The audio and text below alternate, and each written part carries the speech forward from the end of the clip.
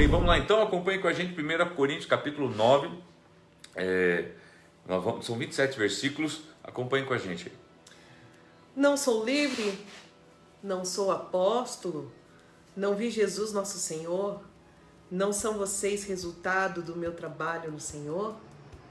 Ainda que eu não seja apóstolo para outros, certamente eu sou para vocês, pois vocês são o selo do meu apostolado no Senhor. Aqui porque havia um contexto na época que muitos falavam assim, mas esse Paulo não é apóstolo coisa nenhuma. Apóstolo é quem conviveu com Jesus, apóstolo quem viu Jesus, e ele não conviveu com Jesus, né? Ele era um hebreu, ele era um judeu, um perseguidor, né, do cristianismo. Então havia assim um segmento ali dos próprios cristãos que não aceitavam muito bem Paulo, não. Aí o fato dele também pregar para gentil, não para judeu, havia uma... Então ele está falando assim, olha, ainda que para muitos, né, eu não sou, mas o resultado daquilo que eu faço, né, vocês são esse testemunho que eu sou sim um apóstolo, né, se não para uns, para vocês, né, porque a minha marca está aí gravada em vocês. Essa é minha defesa diante daqueles que me julgam. Não temos nós o direito de comer e beber?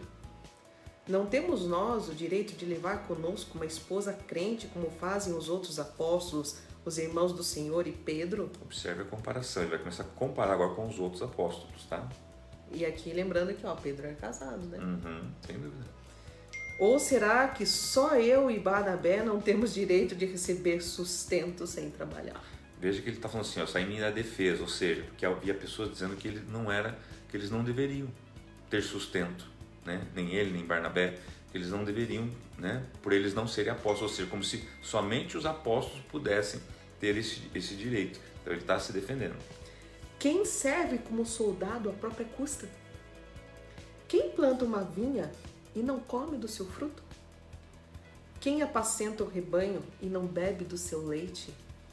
Não digo isso do ponto de vista meramente humano.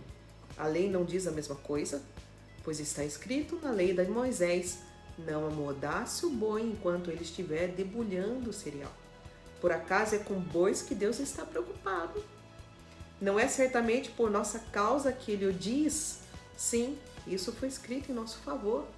Porque o lavrador, quando ara, e o debulhador, quando debulha, devem fazê-lo na esperança de participar da colheita.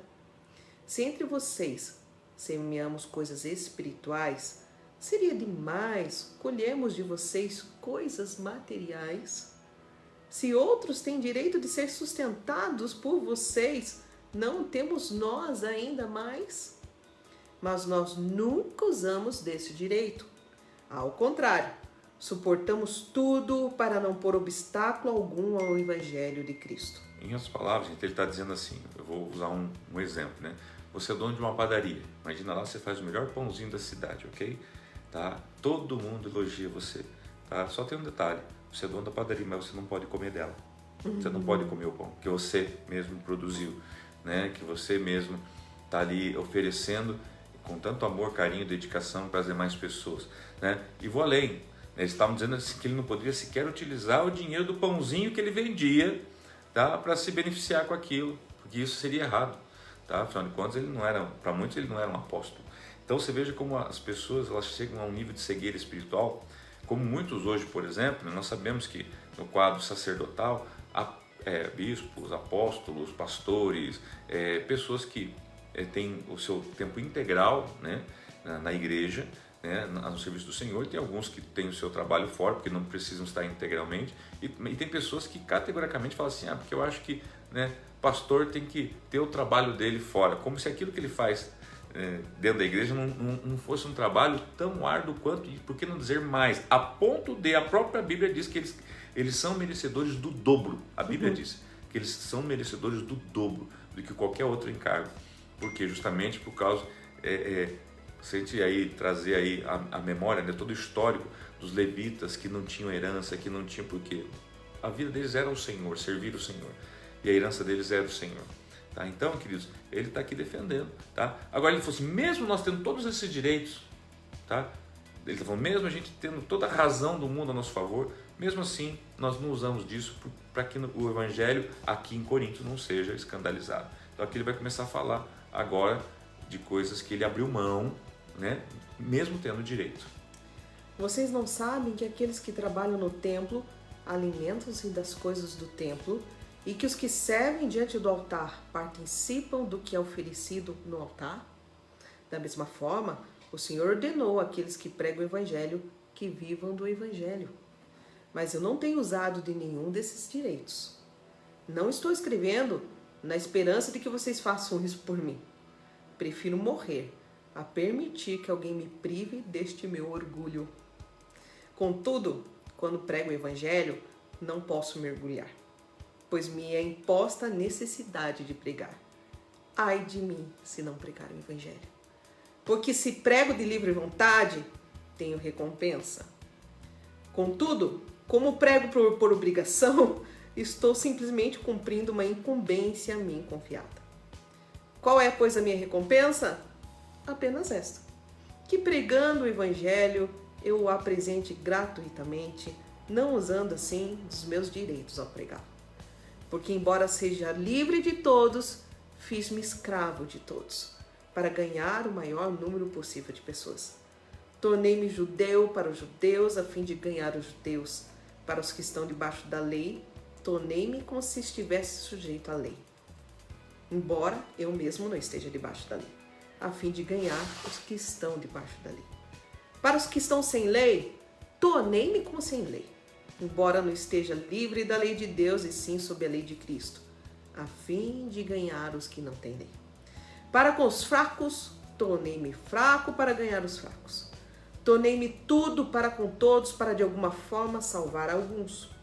Faço tudo isso por causa do Evangelho, para ser coparticipante dele. Observe que, então, ele novamente ele toca na tônica que ele... Agora ele fala do pessoal, ele fala assim, ó, eu tenho direito, mas por causa do meu orgulho, eu acabo não usufruindo do direito que eu tenho. Tá? Mas uma coisa eu não posso deixar, que é pregar o Evangelho. Isso, querendo ou não, gostando ou não, tendo vontade ou não, ele fala, eu preciso. Daí ele começa falando o seguinte, que em resumo ele fez de tudo para ganhar todos. Né? Ele fala assim, se fez de fraco para ganhar o fraco, se fez, né, de judeu, não no sentido de estar enganando, né, se fazendo passar por, não, mas é tipo assim, me coloquei no lugar de um judeu para poder ganhar o judeu, o gentil, no sentido de, né, ter aquela empatia, para poder entender, enxergar o que eles enxergam, pensar como eles pensam e poder apresentar o Evangelho para eles da forma que eles precisam para poder. Por isso que ele fala assim, eu sou coparticipante do Evangelho, eu estou junto, eu faço parte desse Evangelho. É isso que ele está dizendo. E o verso 24. Vocês não sabem que de todos que correm no estádio, apenas um ganha o prêmio? Corram de tal modo que alcancem o prêmio. Todos os que competem nos jogos se submetem ao treinamento rigoroso para obter uma coroa que logo perece. Mas nós o fazemos para ganhar uma coroa que dura para sempre. Sendo assim, não corro como quem corre sem alvo e não luto como quem esmurra o ar, mas esmurro o meu corpo e faço dele o meu escravo, para que depois de ter pregado aos outros, eu mesmo não venha a ser reprovado. Nossa, que tremendo isso.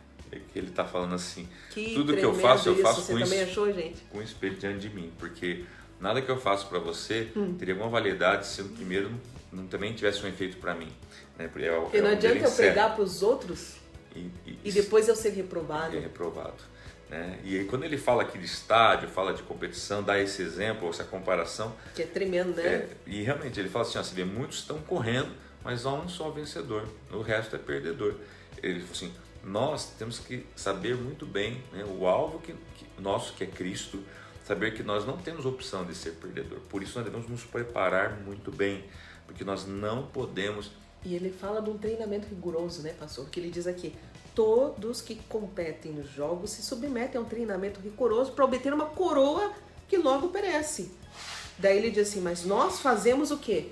Também um treinamento rigoroso para ganhar uma coroa que dura para sempre. Quer dizer, nós estamos sob constante treinamento rigoroso. Então isso que você está passando hoje, eu estou passando hoje, tá? É uma provação, você pode chamar de treinamento também. Para quê? Para quem quer sustentar uma coroa que dura eterna. Para sempre. Amém?